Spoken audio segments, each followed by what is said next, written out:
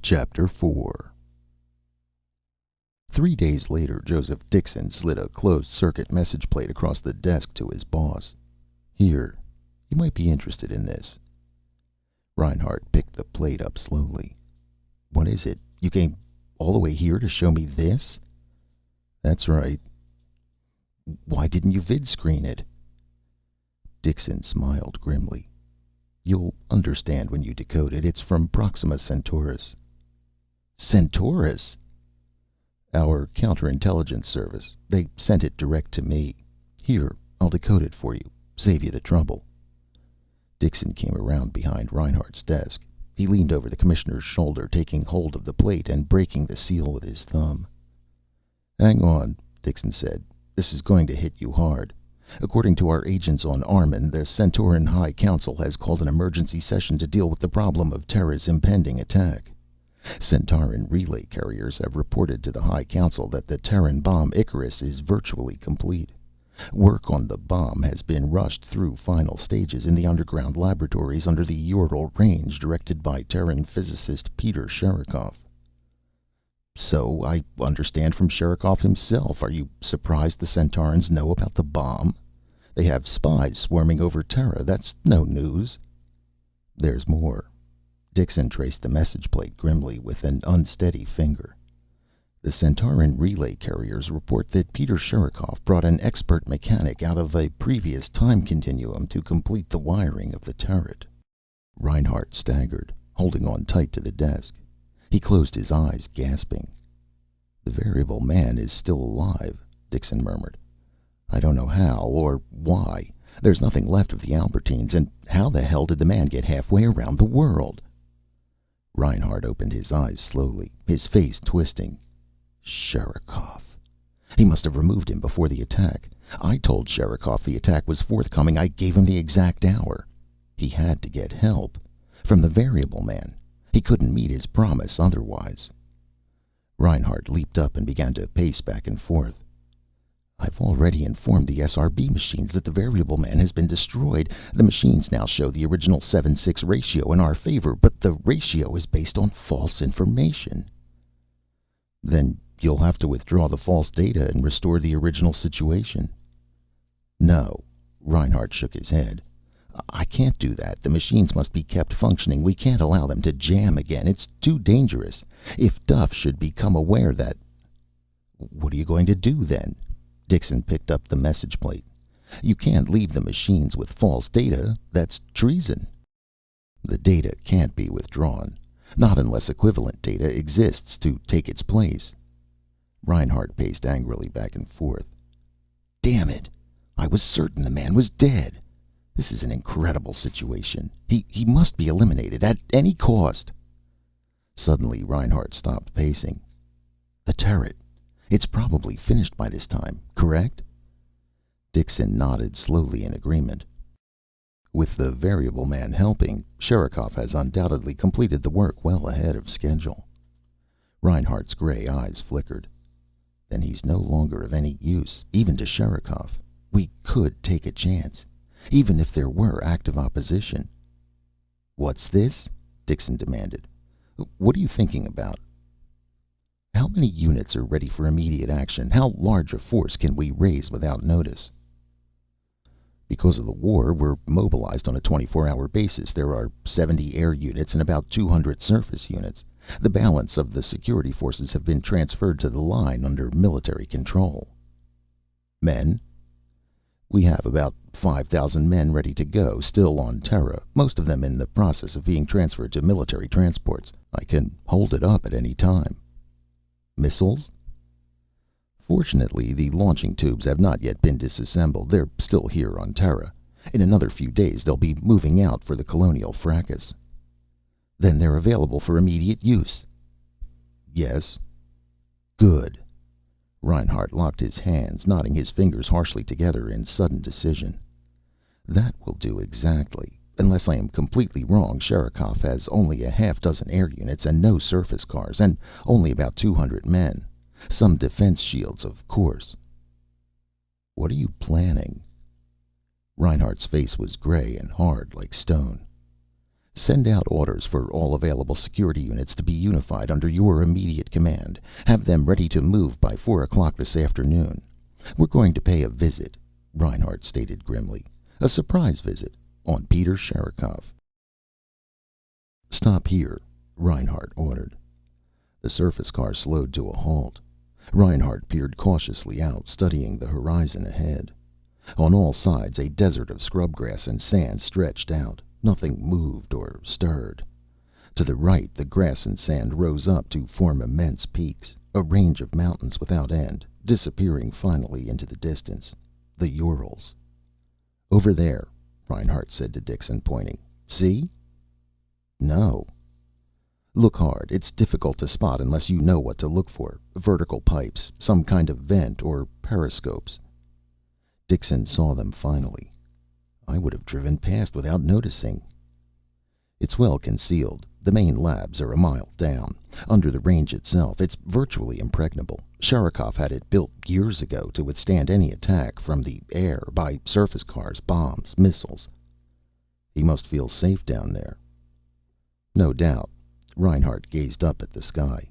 A few faint black dots could be seen, moving lazily about in broad circles. "Those aren't ours, are they? I gave orders—" "No, they're not ours. All our units are out of sight. Those belong to Sherikov. His patrol." Reinhardt relaxed. "Good." He reached over and flicked on the vidscreen over the board of the car. "This screen is shielded? It can't be traced?" "There's no way they can spot it back to us. It's non-directional." The screen glowed into life. Reinhardt punched the combination keys and sat back to wait. After a time, an image formed on the screen. A heavy face, bushy black beard, and large eyes. Peter Sherikov gazed at Reinhardt with surprised curiosity. "Commissioner, where are you calling from? What—" "How's the work progressing?" Reinhardt broke in coldly. "Is Icarus almost complete?" Sherikov beamed with expansive pride. "He's done, Commissioner. 2 days ahead of time. Icarus is ready to be launched into space. I tried to call your office, but they told me—" "I'm not at my office." Reinhardt leaned toward the screen. "Open your entrance tunnel at the surface. You're about to receive visitors." Sherikov blinked. "Visitors?" "I'm coming down to see you. About Icarus. Have the tunnel open for me at once." "Exactly where are you, Commissioner?" "On the surface." Sherikov's eyes flickered. "Oh? But—" "Open up!" Reinhardt snapped. He glanced at his wristwatch. "I'll be at the entrance in 5 minutes. I expect to find it ready for me." "Of course." Sherikov nodded in bewilderment. "I'm always glad to see you, Commissioner, but I—" "5 minutes, then." Reinhardt cut the circuit. The screen died. He turned quickly to Dixon. "You stay up here as we arranged. I'll go down with one company of police. You understand the necessity of exact timing on this." "We won't slip up. Everything's ready. All units are in their places." "Good." Reinhardt pushed the door open for him. "You join your directional staff. I'll proceed toward the tunnel entrance." "Good luck." Dixon leaped out of the car onto the sandy ground. A gust of dry air swirled into the car around Reinhardt. "I'll see you later." Reinhardt slammed the door. He turned to the group of police crouched in the rear of the car, their guns held tightly. "Here we go," Reinhardt murmured. "Hold on." The car raced across the sandy ground toward the tunnel entrance to Sherikov's underground fortress. Sherikov met Reinhardt at the bottom end of the tunnel, where the tunnel opened up onto the main floor of the lab. The big Pole approached, his hand out, beaming with pride and satisfaction. "It's a pleasure to see you, Commissioner. This is an historic moment." Reinhardt got out of the car with his group of armed security police. "Calls for a celebration, doesn't it?" he said. "That's a good idea. We're 2 days ahead, Commissioner. The SRB machines will be interested. The odds should change abruptly at the news." "Let's go down to the lab. I want to see the control turret myself." A shadow crossed Sherikov's face. "I'd rather not bother the workmen right now, Commissioner. They've been under a great load, trying to complete the turret in time. I believe they're putting a few last finishes on it at the moment." "We can view them by vidscreen. I'm curious to see them at work. It must be difficult to wire such minute relays." Sherikov shook his head.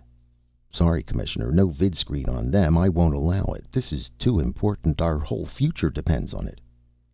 Reinhardt snapped a signal to his company of police. Put this man under arrest. Sherikov blanched. His mouth fell open.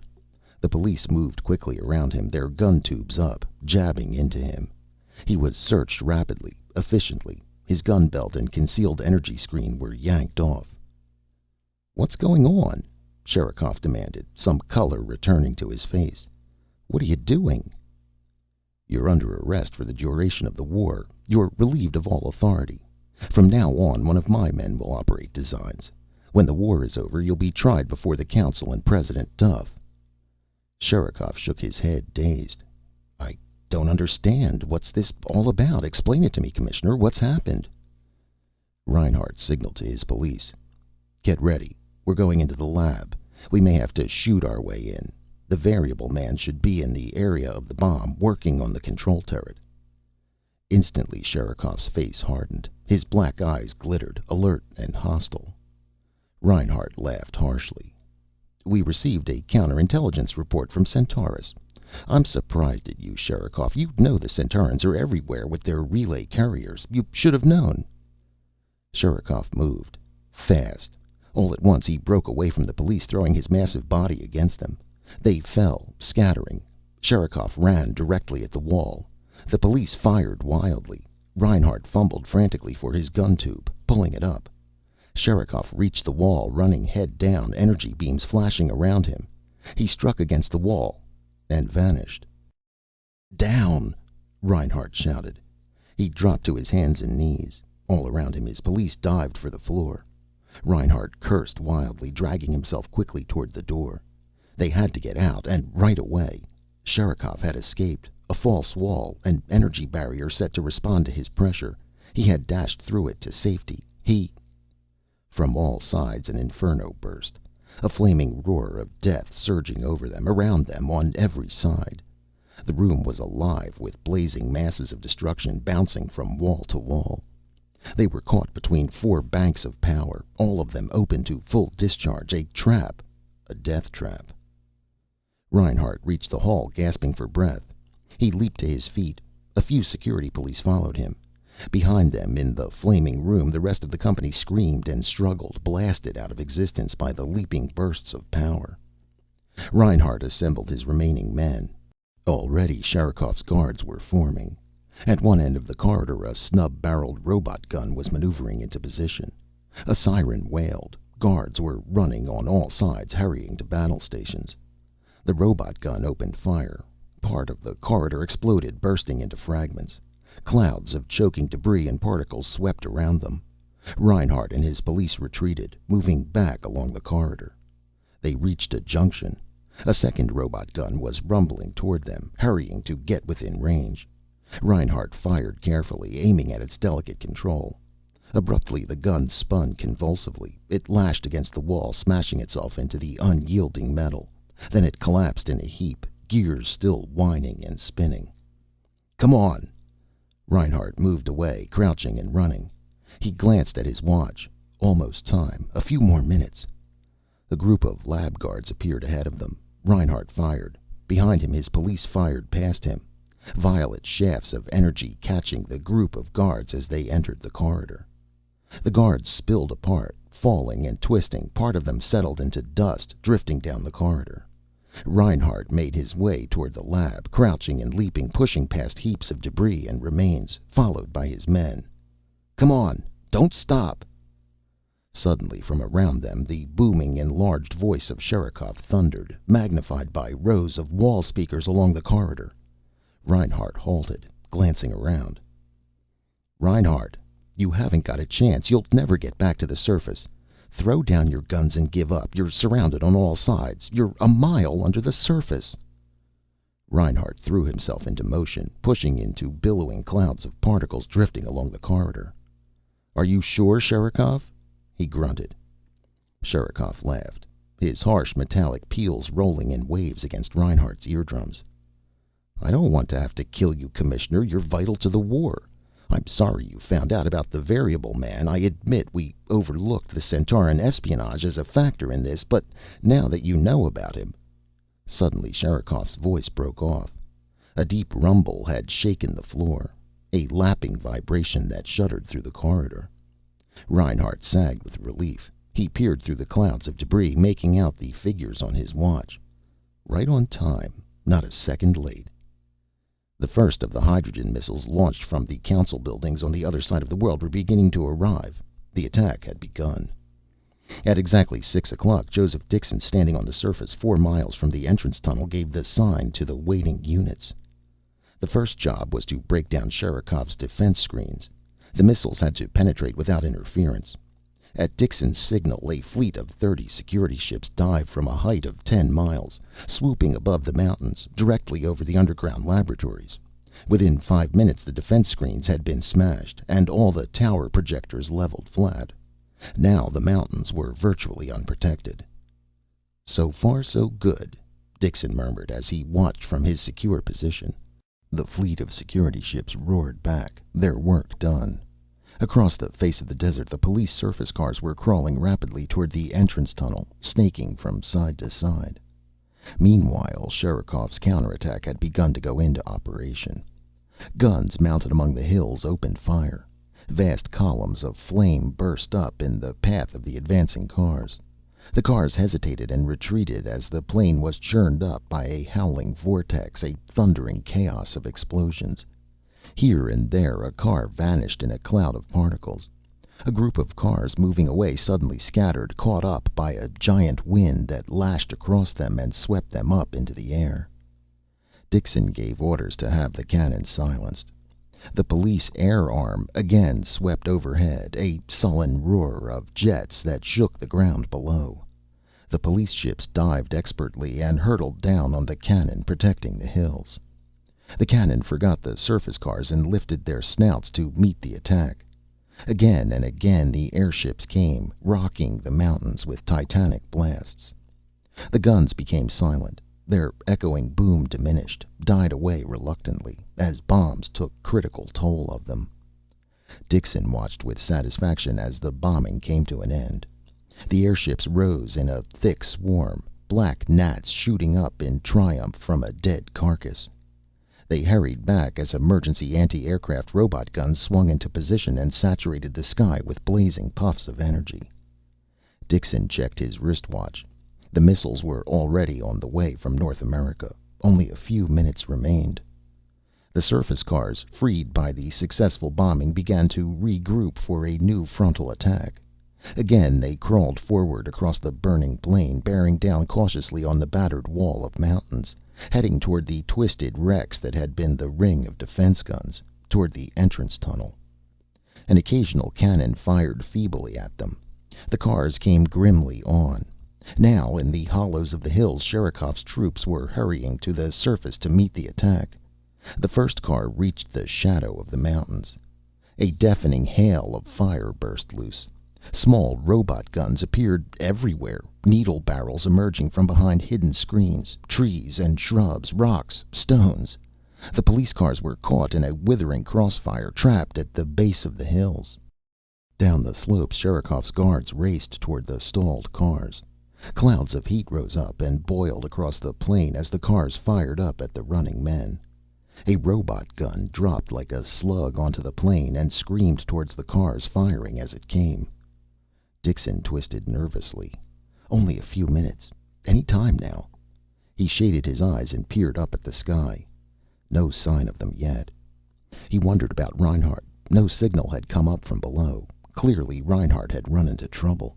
No doubt there was desperate fighting going on in the maze of underground tunnels, the intricate web of passages that honeycombed the earth below the mountains. In the air, Sherikov's few defense ships were taking on the police raiders. Outnumbered, the defense ships darted rapidly, wildly, putting up a futile fight. Sherikov's guards streamed out onto the plain. Crouching and running, they advanced toward the stalled cars.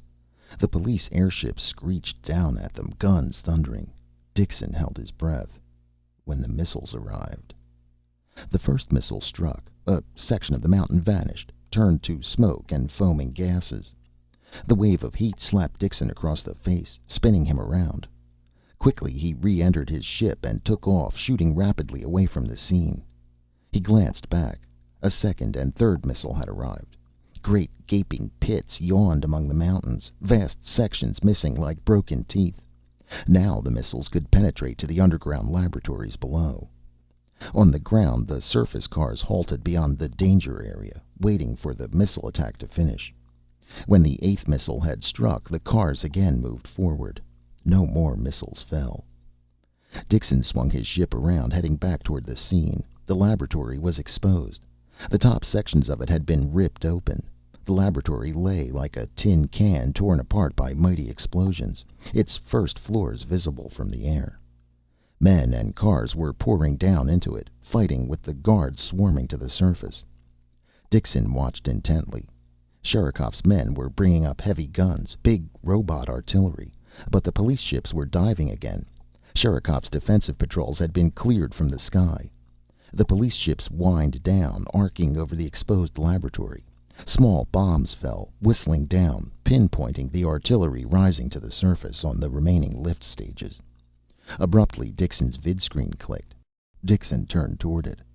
Reinhardt's features formed. "Call off the attack." His uniform was torn. A deep, bloody gash crossed his cheek. He grinned sourly at Dixon, pushing his tangled hair back out of his face. "Quite a fight." "Sherikov?" "He's called off his guards. We've agreed to a truce. It's all over. No more needed." Reinhardt gasped for breath, wiping some grime and sweat from his neck. "Land your ship and come down here at once." "The variable man?" "That comes next," Reinhardt said grimly. He adjusted his gun tube.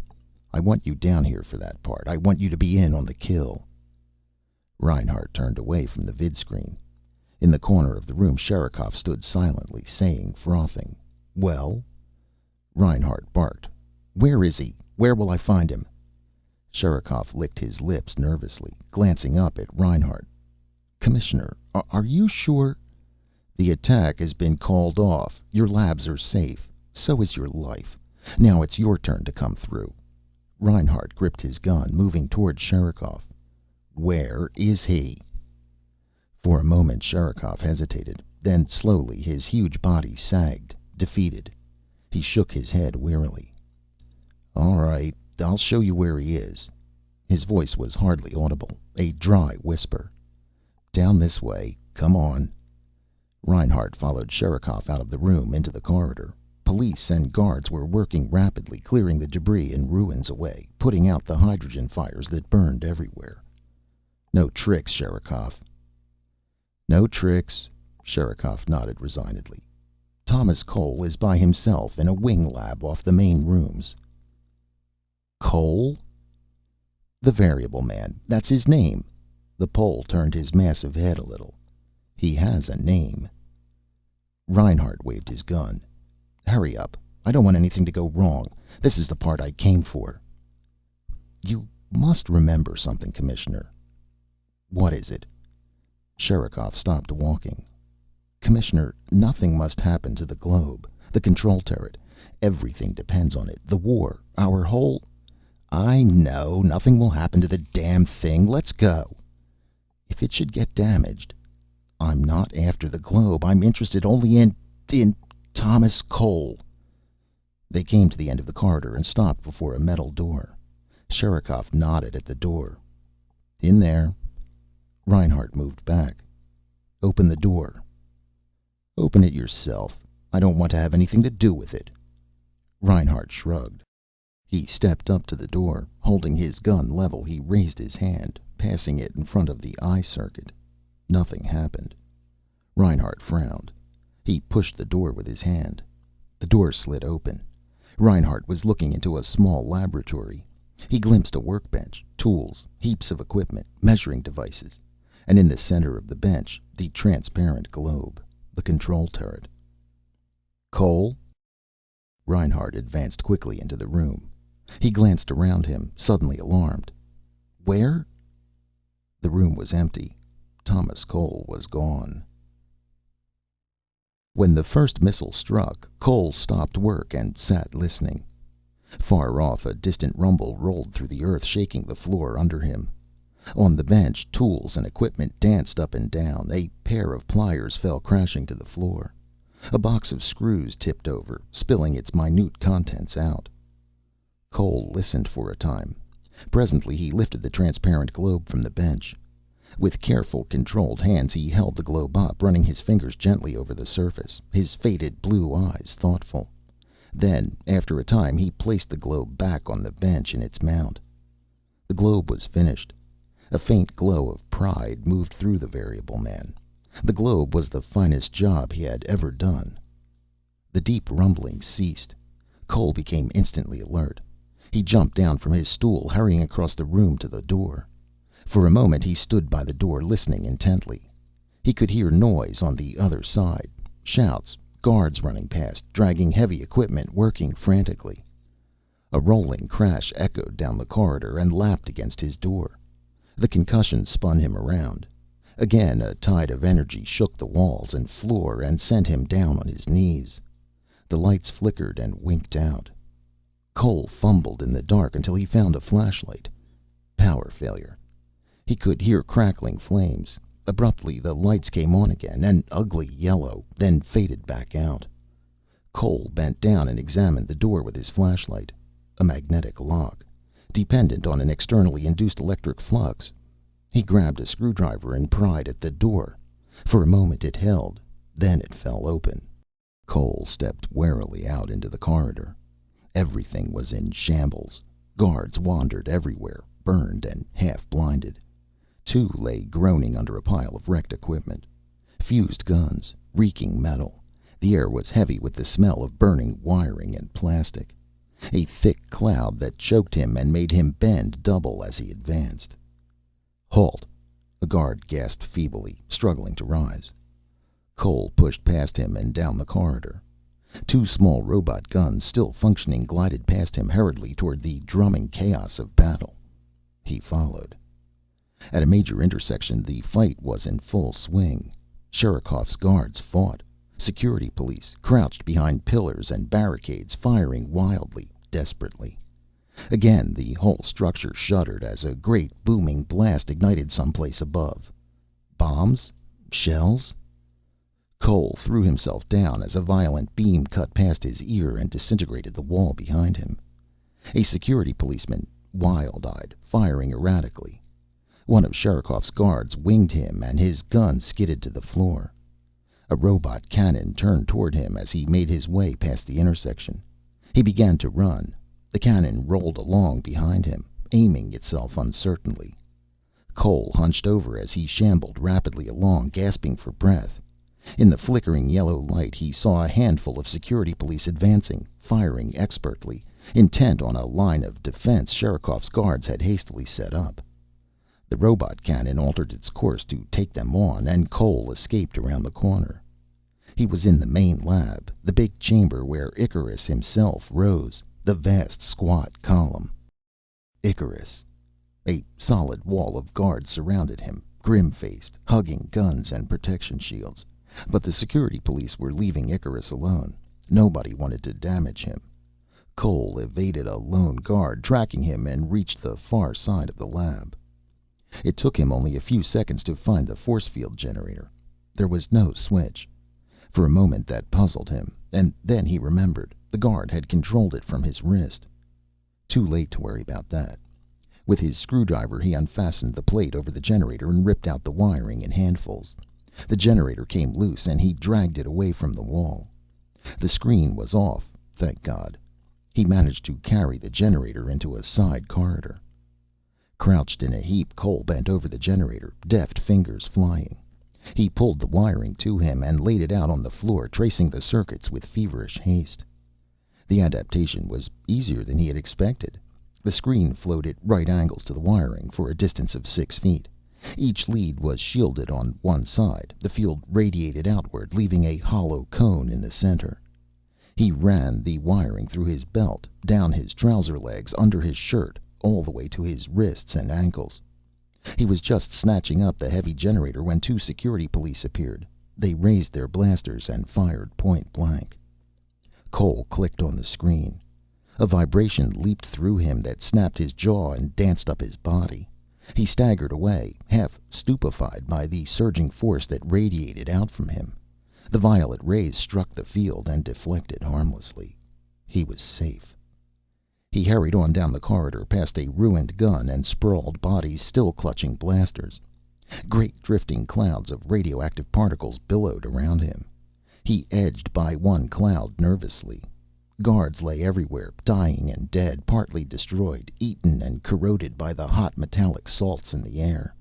He had to get out, and fast. At the end of the corridor, a whole section of the fortress was in ruins. Towering flames leaped on all sides.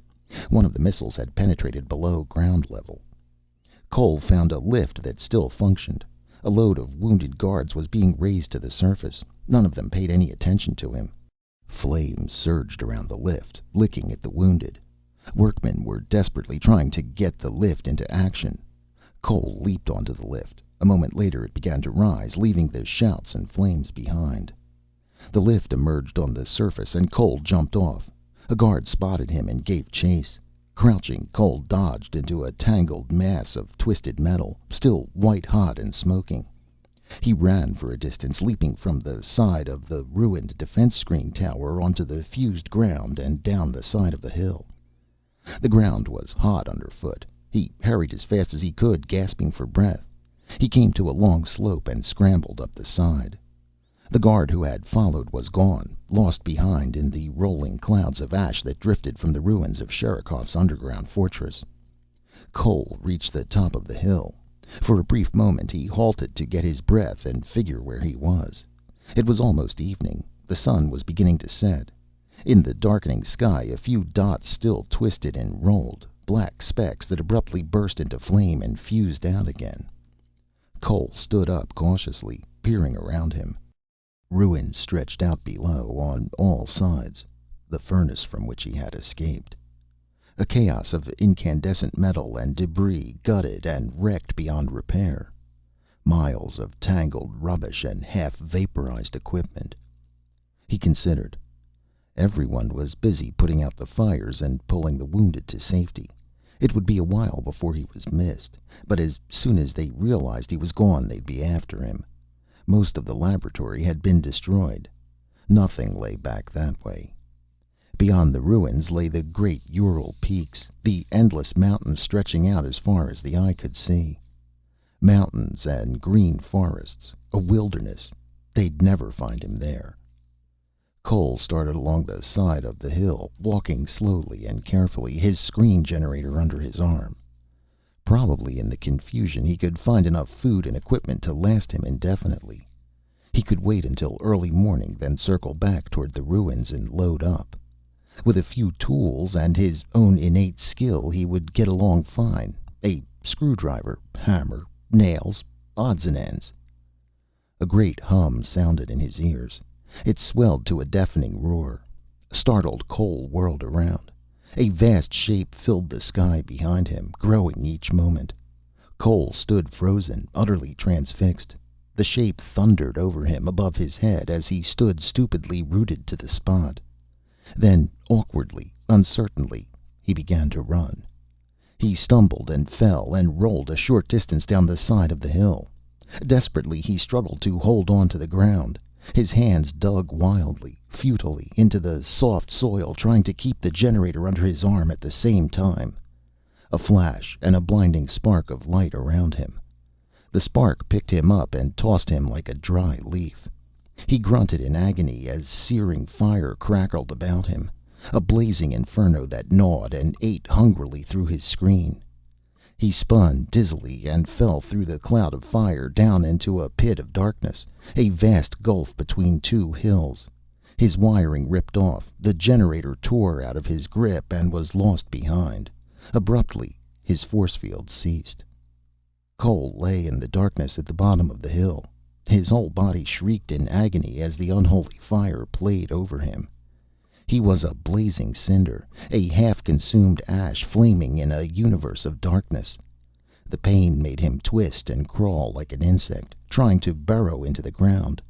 He screamed and shrieked and struggled to escape, to get away from the hideous fire, To reach the curtain of darkness beyond, where it was cool and silent, where the flames couldn't crackle and eat at him. He reached imploringly out, into the darkness, groping feebly toward it, trying to pull himself into it. Gradually, the glowing orb that was his own body faded. The impenetrable chaos of night descended. He allowed the tide to sweep over him, to extinguish the searing fire.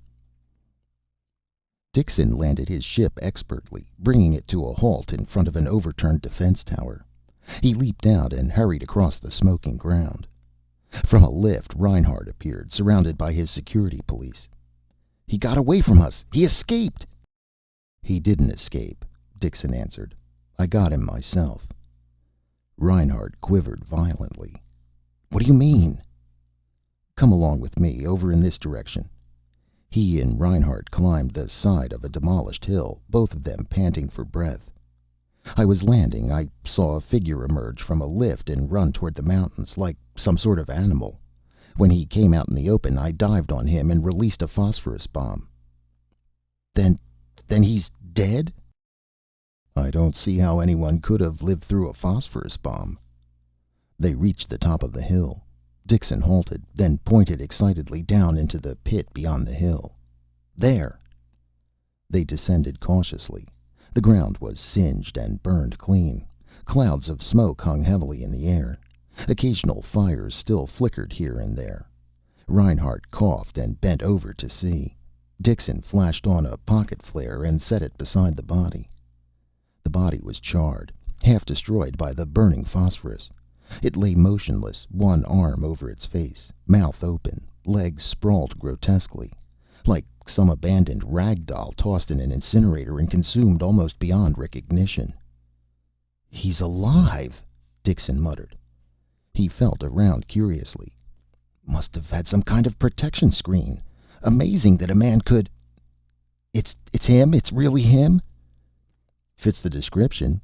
Dixon tore away a handful of burned clothing. "This is the variable man. What's left of him, at least." Reinhardt sagged with relief. "Then we've finally got him. The data is accurate. He's no longer a factor." Dixon got out his blaster and released the safety catch thoughtfully. "If you want, I could finish the job right now." At that moment, Sherikov appeared, accompanied by two armed security police. He strode grimly down the hillside, black eyes snapping. "Did Cole..." He broke off. "Good God!" "Dixon got him with a phosphorus bomb," Reinhardt said noncommittally. "He had reached the surface and was trying to get into the mountains." Sherikov turned wearily away. "He was an amazing person. During the attack, he managed to force the lock on his door and escape. The guards fired at him, but nothing happened. He had rigged up some kind of force field around him, something he adapted." "Anyhow, it's over with," Reinhardt answered. "Did you have SRB plates made up on him?" Sherikov reached slowly into his coat. He drew out a manila envelope. "Here's all the information I collected on him while he was with me." "Is it complete? Everything previously has been merely fragmentary." "As near complete as I could make it. It includes photographs and diagrams of the interior of the globe. The turret wiring he did for me. I haven't had a chance even to look at them." Sherikov fingered the envelope. "What are you going to do with Cole?" "Have him loaded up, taken back to the city, and officially put to sleep by the euthanasia ministry." "Legal murder?" Sherikov's lips twisted. "Why don't you simply do it right here and get it over with?" Reinhardt grabbed the envelope and stuck it in his pocket. "I'll turn this right over to the machines." He motioned to Dixon. "Let's go. Now we can notify the fleet to prepare for the attack on Centaurus." He turned briefly back to Sherikov. "When can Icarus be launched?" "In an hour or so, I suppose. They're locking the control turret in place. Assuming it functions correctly, that's all that's needed." "Good. I'll notify Duff to send out the signal to the Warfleet." Reinhardt nodded to the police to take Sherikov to the waiting security ship. Sherikov moved off dully, his face gray and haggard. Cole's inert body was picked up and tossed onto a freight cart.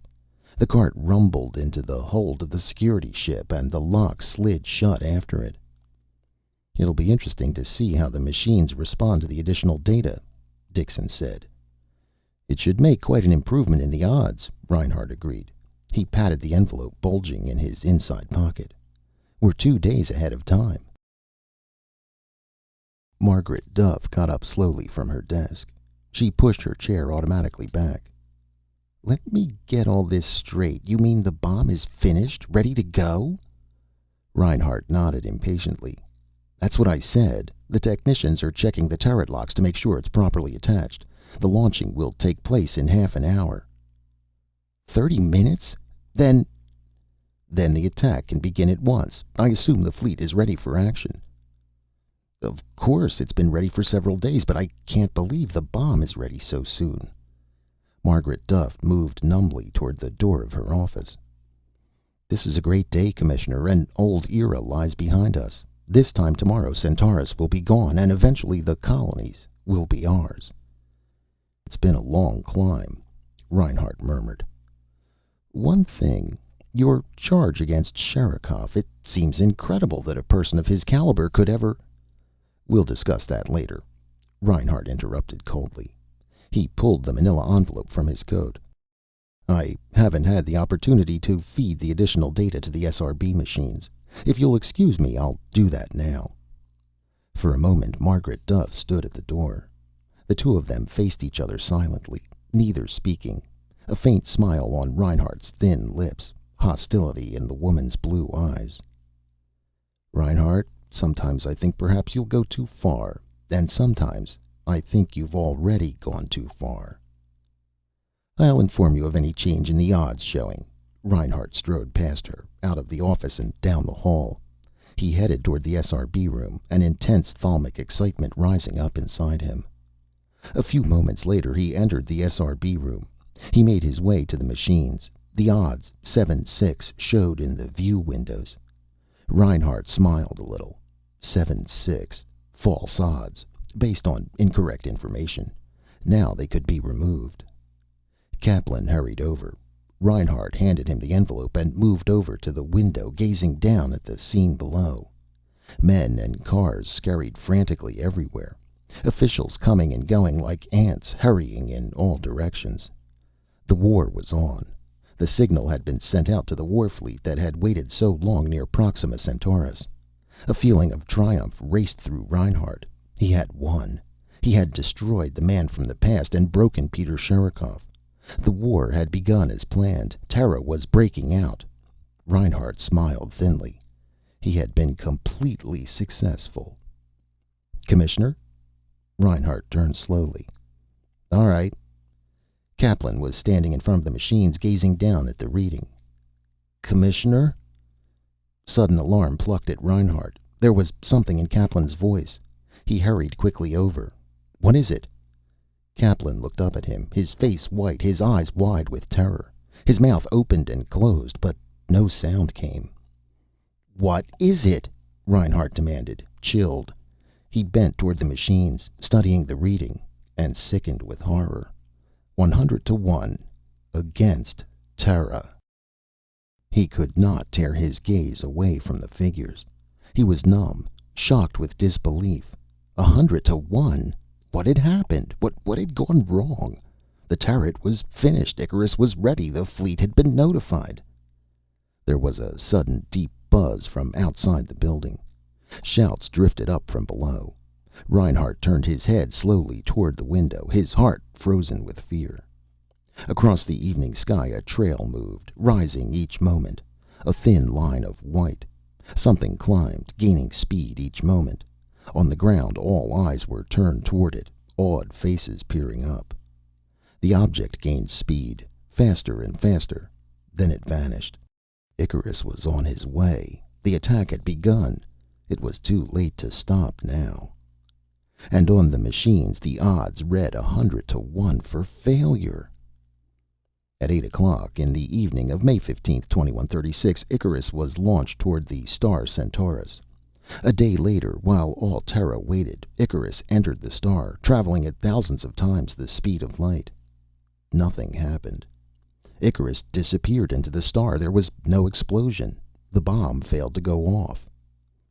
At the same time, the Terran warfleet engaged the Centauran outer fleet, sweeping down in a concentrated attack.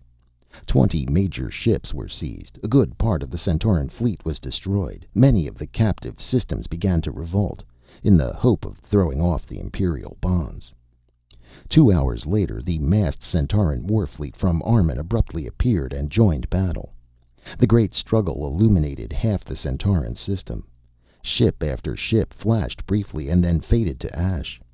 For a whole day the two fleets fought, strung out over millions of miles of space. Innumerable fighting men died, on both sides. At last the remains of the battered Terran fleet turned and limped towards Armun, defeated. Little of the once impressive armada remained, a few blackened hulls making their way uncertainly toward captivity. Icarus had not functioned. Centaurus had not exploded. The attack was a failure. The war was over. "We've lost the war," Margaret Duff said in a small voice, wondering and awed. "It's over. Finished." The council members sat in their places around the conference table, gray-haired elderly men, none of them speaking or moving.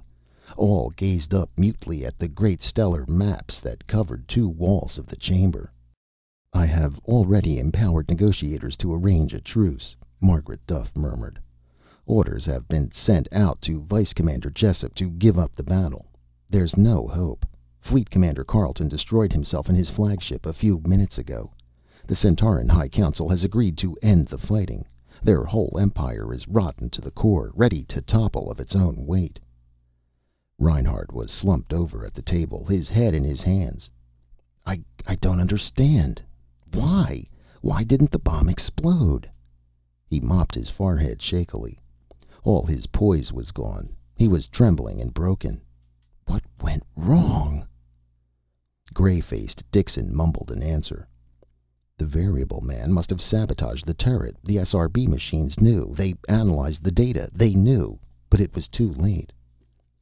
Reinhardt's eyes were bleak with despair as he raised his head a little.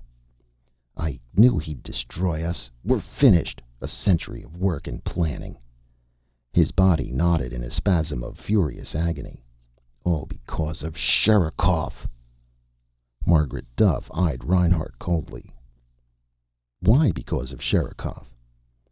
"He kept Cole alive. I wanted him killed from the start."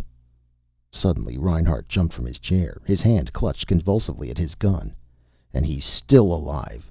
Even if we've lost, I'm going to have the pleasure of putting a blast beam through Cole's chest." "Sit down," Margaret Duff ordered. Reinhardt was halfway to the door. "He's still at the Euthanasia Ministry, waiting for the official—" "No, he's not," Margaret Duff said. Reinhardt froze. He turned slowly, as if unable to believe his senses. "What?" "Cole isn't at the Ministry. I ordered him transferred and your instructions canceled." Where is he?" There was unusual hardness in Margaret Duff's voice as she answered. "With Peter Sherikov, in the Urals. I had Sherikov's full authority restored. I then had Cole transferred there, put in Sherikov's safekeeping. I want to make sure Cole recovers so we can keep our promise to him, our promise to return him to his own time." Reinhardt's mouth opened and closed. All the color had drained from his face. His cheek muscles twitched spasmodically. At last he managed to speak. "You've gone insane! The traitor responsible for Earth's greatest defeat!" "We have lost the war," Margaret Duff stated quietly. "But this is not a day of defeat. It is a day of victory, the most incredible victory Terra has ever had." Reinhardt and Dixon were dumbfounded. "What?" Reinhardt gasped. What do you—" The whole room was in an uproar. All the council members were on their feet. Reinhardt's words were drowned out. "Sherikov will explain when he gets here." Margaret Duff's calm voice came. "He's the one who discovered it." She looked around the chamber at the incredulous council members. "Everyone stays in his seat. You are all to remain here until Sherikov arrives. It's vital you hear what he has to say. His news transforms this whole situation." Peter Sherikov accepted the briefcase of papers from his armed technician. "Thanks." He pushed his chair back and glanced thoughtfully around the council chamber. Is everybody ready to hear what I have to say?" "We're ready," Margaret Duff answered. The council members sat alertly around the table. At the far end, Reinhardt and Dixon watched uneasily as the big Pole removed papers from his briefcase and carefully examined them. "To begin, I recall to you the original work behind the FTL bomb. Jameson Hedge was the first human to propel an object at a speed greater than light. As you know, that object diminished in length and gained in mass as it moved toward the light speed. When it reached that speed, it vanished. It ceased to exist in our terms. Having no length, it could not occupy space. It rose to a different order of existence. When Hedge tried to bring the object back, an explosion occurred. Hedge was killed and all his equipment was destroyed.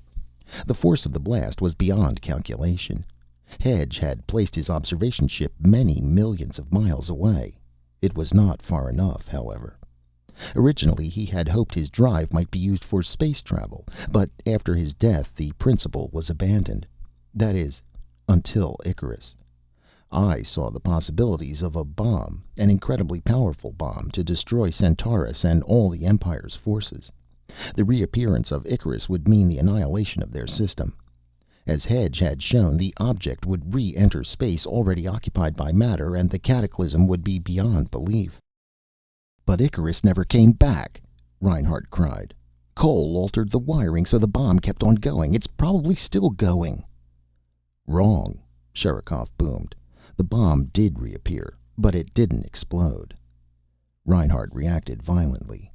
"You mean—" "The bomb came back, dropping below the FTL speed as soon as it entered the star Proxima, but it did not explode. There was no cataclysm. It reappeared and was absorbed by the sun, turned into gas at once."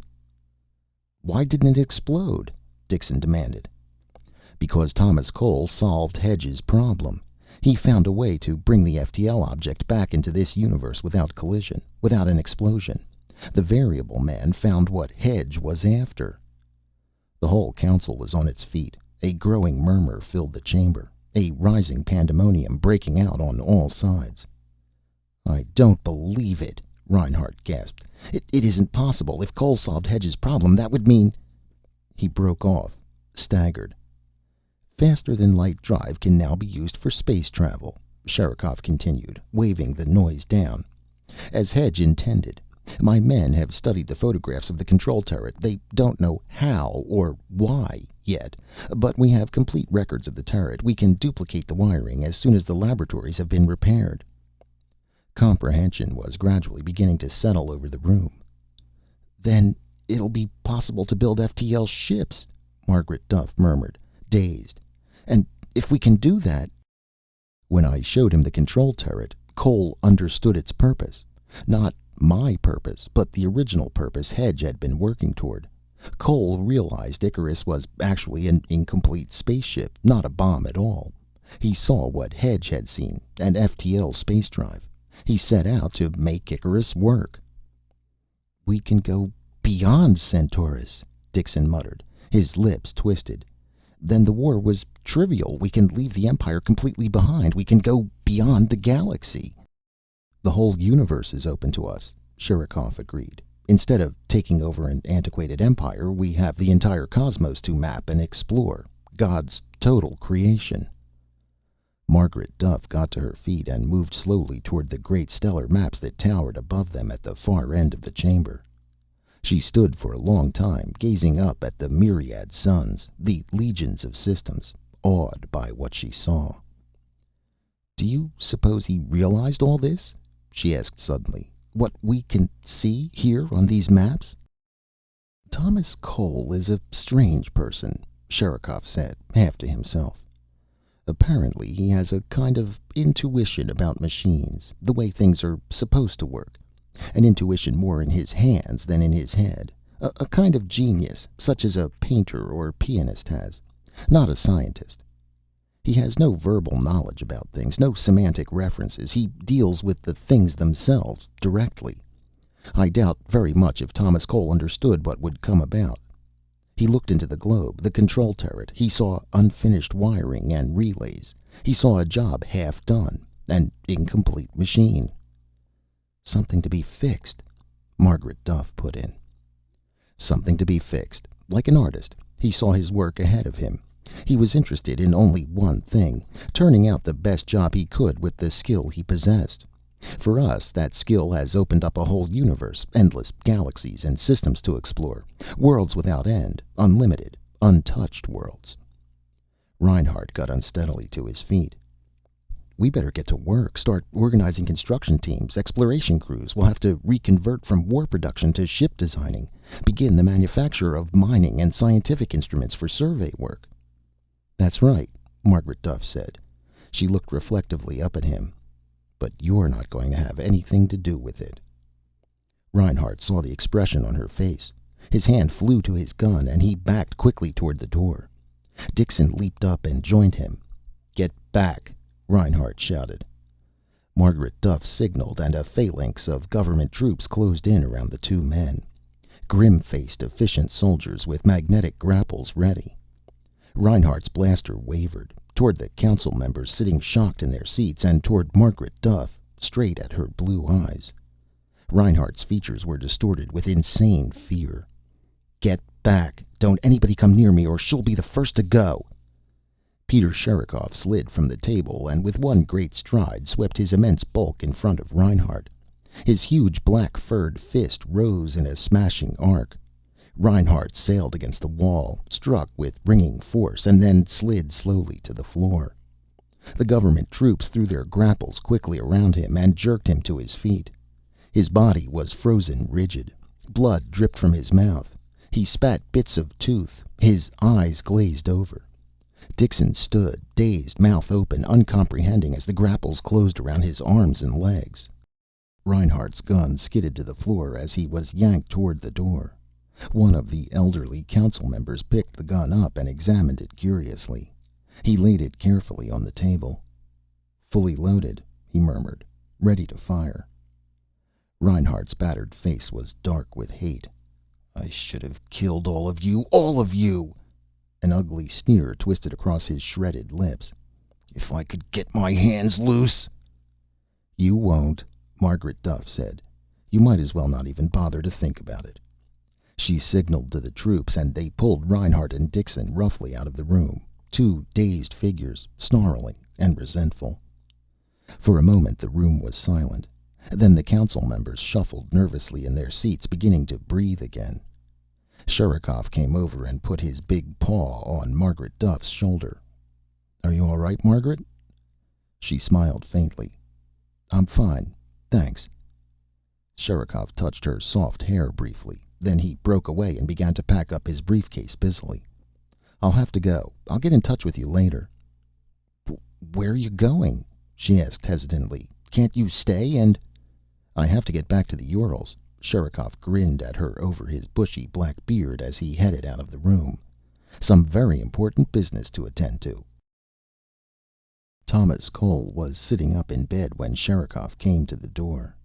Most of his awkward, hunched-over body was sealed in a thin envelope of transparent, airproof plastic. Two robot attendants whirred ceaselessly at his side, their leads contacting his pulse, blood pressure, respiration, body temperature. Cole turned a little as the huge Pole tossed down his briefcase and seated himself on the window ledge. How are you feeling? Sherikov asked him. Better. You see, we've quite advanced therapy. Your burns should be healed in a few months.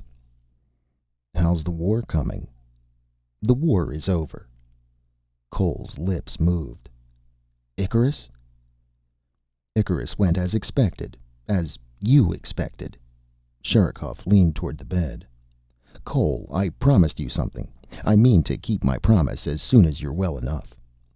To return me to my own time? That's right. It's a relatively simple matter now that Reinhardt has been removed from power.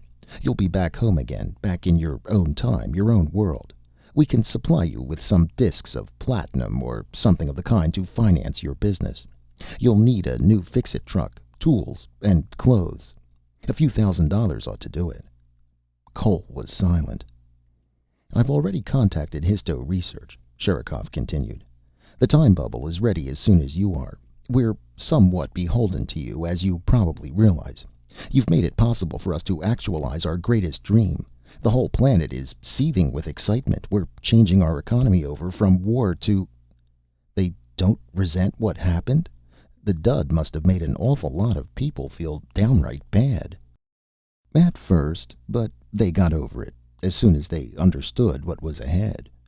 Too bad you won't be here to see it, Cole. The whole world breaking loose, bursting out into the universe.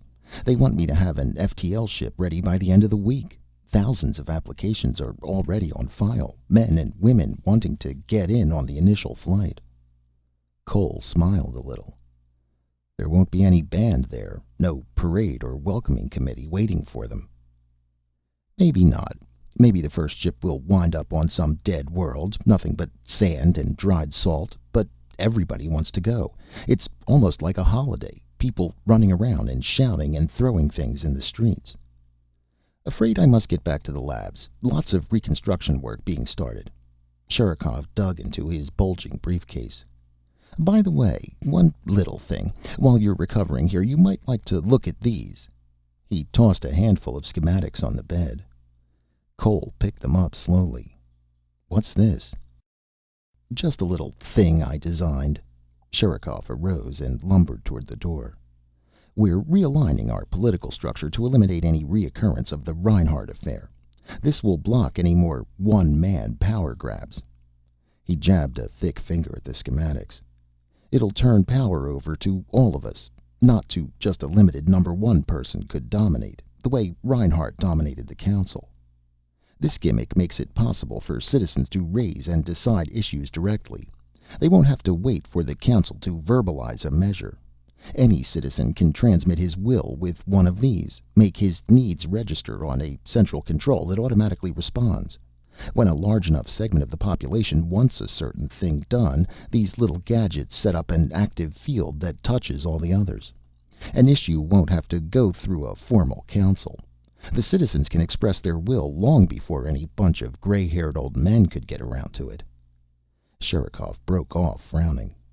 Of course, he continued slowly, there is one little detail. What's that? I haven't been able to get a model to function. A few bugs. Such intricate work never was in my line. He paused at the door. Well, I hope I'll see you again before you go. Maybe if you feel well enough later on, we could get together for one last talk. Maybe have dinner together sometime, eh? But Thomas Cole wasn't listening. He was bent over the schematics, an intense frown on his weathered face. His long fingers moved restlessly over the schematics, tracing wiring and terminals. His lips moved as he calculated.